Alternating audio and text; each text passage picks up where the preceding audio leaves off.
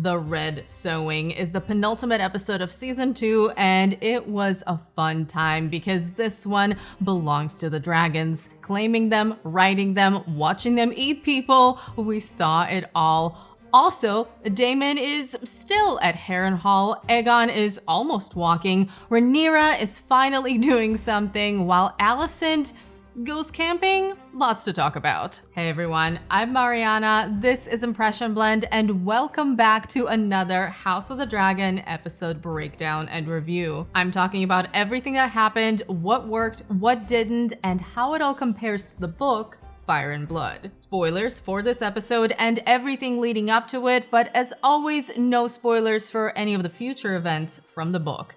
Let's get into it. This video was filmed before the season finale leaks, so anything aligning with or contradicting the leaked scenes is coincidental and based on my personal speculation.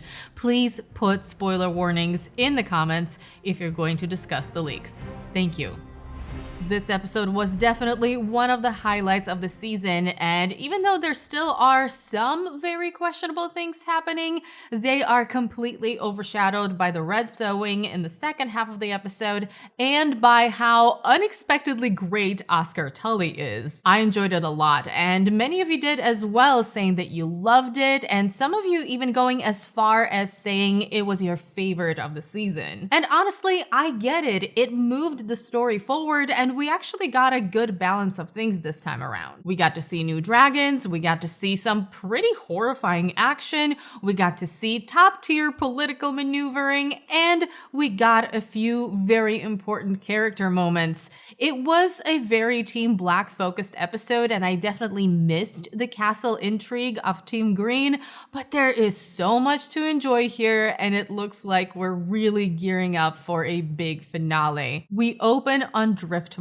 on the beach, where Rhaenyra confronts Adam in what feels like a very Western kind of standoff about to unfold with their pet nukes right behind them. Such a great shot.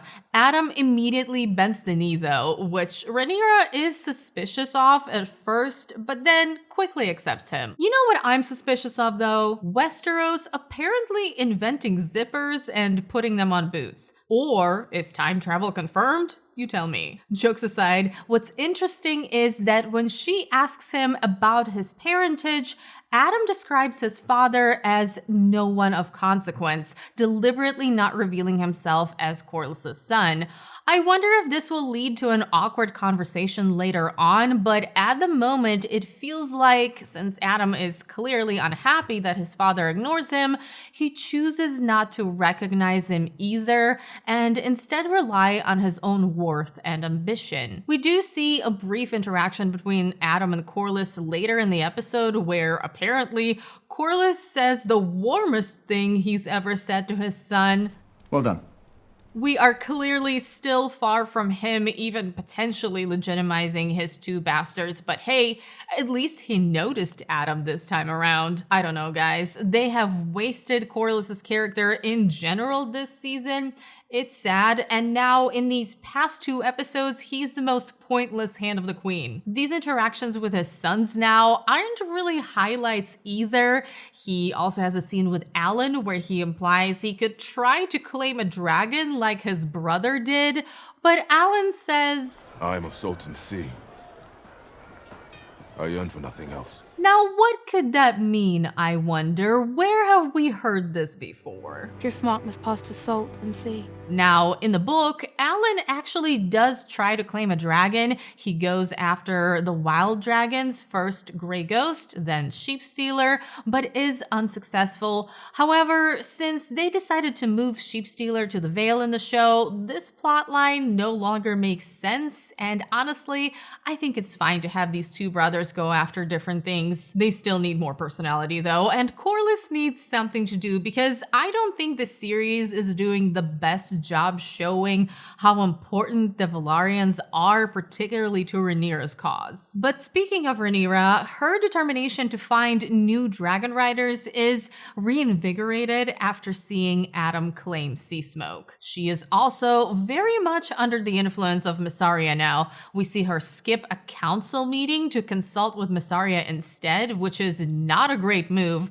And it's the White Worm's advice that leads her to opening up her search for dragonriders to the dragon seeds. I've talked about this before, and I'll say it again. I do not trust Mysaria's intentions, and Rhaenyra pretty much isolating herself, relying mostly on her advice while dismissing her council's valid concerns is a very dangerous thing to do. Not to mention, I doubt this inspires loyalty in her already frustrated council. But for now, she has decided to raise an army of bastards. You know who also has some strong opinions about this? Her son Jace. And listen, this is a big change for Jace's character. In the book, calling for the dragon seeds is his idea, while in the show, he initially comes up with the idea to look for more dragon riders, but is only interested in noble houses with confirmed Targaryen blood, drawing the line when it comes to dragon seeds. I actually like this change though. He brings up some very valid points that make a lot of sense for his character. Who are these people? We don't know them or where their loyalties truly lie, and we're just going to hand them weapons of mass destruction? He correctly clocks that this was Mysaria's idea, and he is right to be suspicious of her motivations. He also confronts Rhaenyra about his father, which he has done before in season 1, but there is more urgency to it now when his entire legitimacy as heir relied on him being a dragon rider. But if dragon seeds can do the same, his legitimacy can be disputed again. But it's bigger than just him, of course, which he also talks about. A major part of Targaryen power and their claim to rule are the dragons. If you open them up to the public, what does that do to Targaryen power? I'm very interested in seeing how the show explores this further, and I am glad Jace is asking these questions. Rhaenyra, however, is determined to proceed with the plan despite Jace asking her not to do it, and with the help of Mysaria's spy network, puts out a call for dragon seeds to come to Dragonstone and try to claim the riderless dragons. They also managed to easily smuggle all of the hopefuls out of King's Landing through, you guessed it, Blackwater Bay that still remains to be unwatched. This lockdown of King's Landing is an ongoing joke. Among the hopefuls are Ulf, who actually got cold feet but got convinced by his drinking buddies,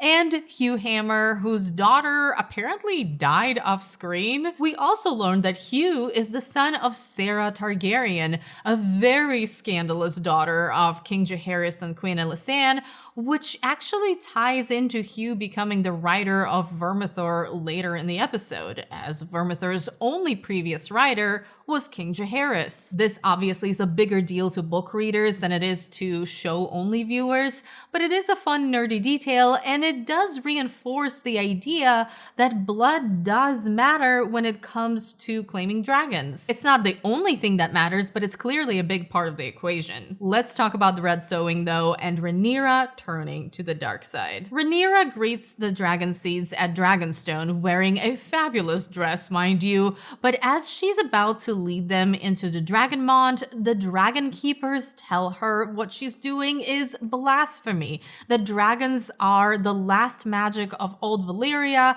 and are not playthings for men to use, after which they walk out on her. Ominous if you ask me, but Rhaenyra chooses to proceed anyway. She is filled with what she sees as divine purpose. We hear her refer to this even more often than before throughout this episode. Ordained, she says. The gods have laid a path before her. The gods have sent these people. She gives a speech saying this is the way they can end the hardships of war and starvation, restore peace and suffering without bloodshed, completely ignoring that there has already been a lot of bloodshed and that it's her blockade that's making them starve, that she's about to send most of them to their death. May the gods bless you.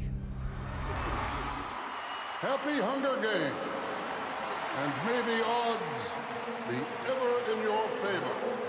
I like what some of you have mentioned in the comments, calling out Rhaenyra's transformation into a cult leader type figure who uses prophecies and omens to will people for her own gain, saying she believes everything she does is destiny and she is the chosen one who will bring peace. She sacrificed all those bastards and didn't flinch because the gods have chosen her for this divine purpose. This is actually something I can say in defense of including the prince that was promised prophecy in the show, which definitely has its downsides, but in this case, they are using it well. I mentioned Rhaenyra's growing sense of righteousness in my previous video and how that is a dangerous thing when dragons are involved, and we immediately got proof of that in this episode. Rhaenyra calls for Vermithor, even though it would make sense to start with Silverwing, who is a more chill dragon.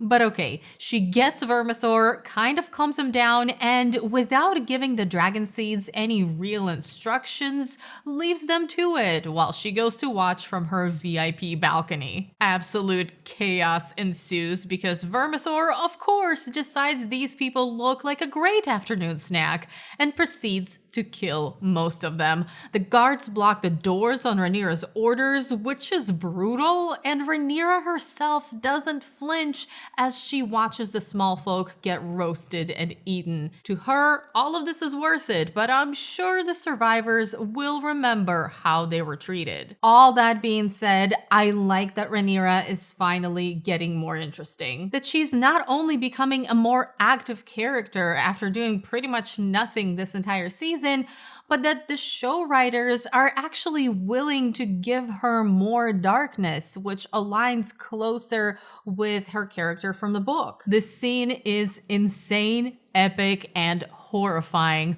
Vermithor looks fantastic. The chaos is visceral. There is a beautifully done long take with some hidden cuts that works to increase the intensity of all of this. And on her balcony, Rhaenyra waits to see if anyone will emerge as a dragon rider. I doubt anyone will call her the realm's delight after this. Finally, Hugh Hammer faces Vermithor, putting his rage, frustration, and presumably grief over the loss of his daughter behind him, screaming in the dragon's face.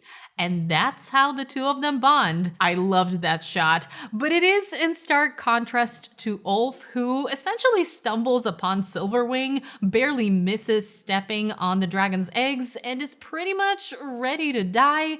But as he accepts his fate, Silverwing accepts him. I do wish there was a bit more suspense there. We've been following these characters throughout the season, so it was obvious those two were going to claim the two dragons, but I still loved this part of the episode. It was very different from how things went in the book, and you can question why Rhaenyra just sent them all in at once, knowing most of them would die without any instructions, but we really needed to see her more ruthless side, and we got one of the most memorable scenes of the entire series out of it. Just excellent. As for Daemon at Harrenhal, he is finally getting his army, but also I was wrong about him being done with hallucinations last episode because he's not done. But first, we have to talk about his interactions with Lord Oscar Tully, who pretty much stole this episode as far as performances go.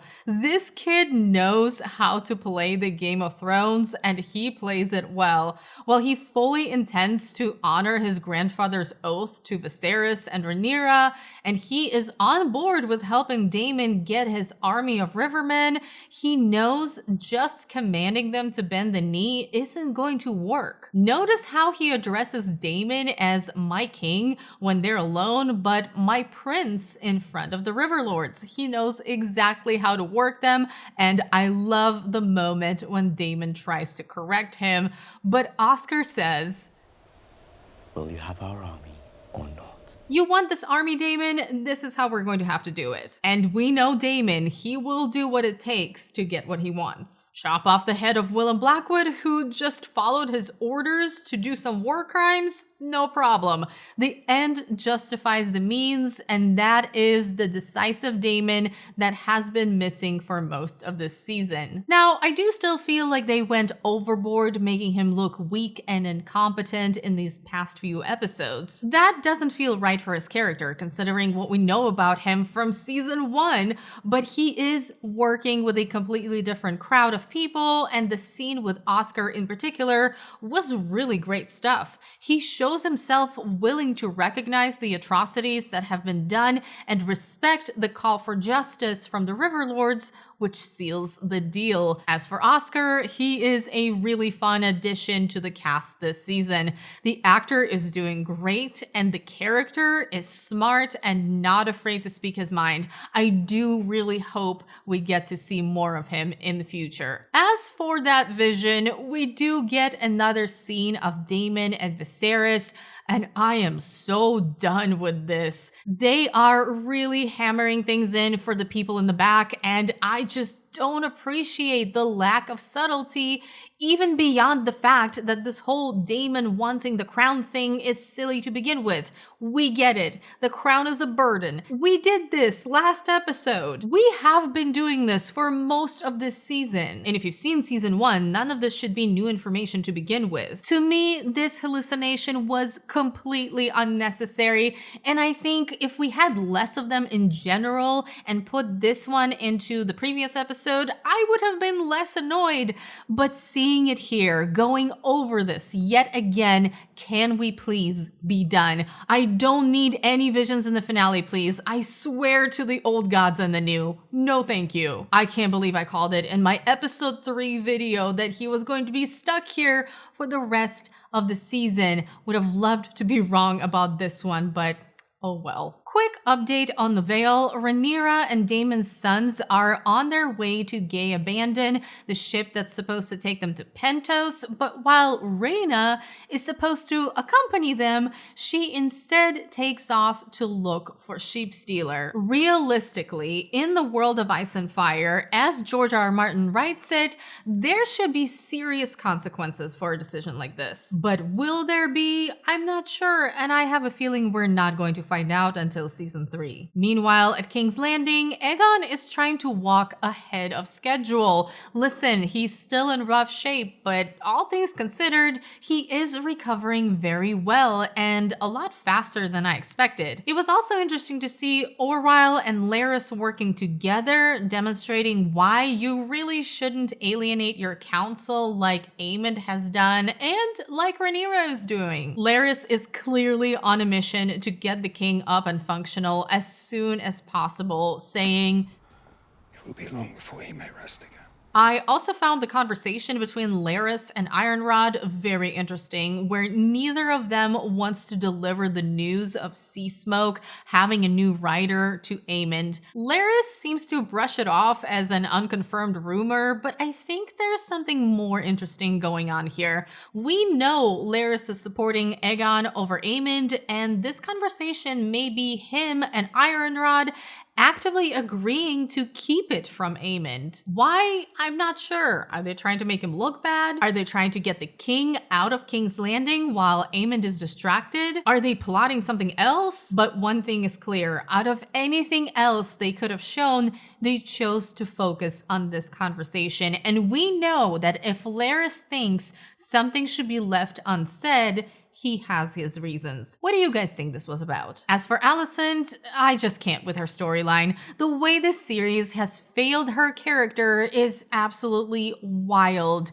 Her spirits are still at an all-time low after being removed from the council. She is disillusioned with her life choices.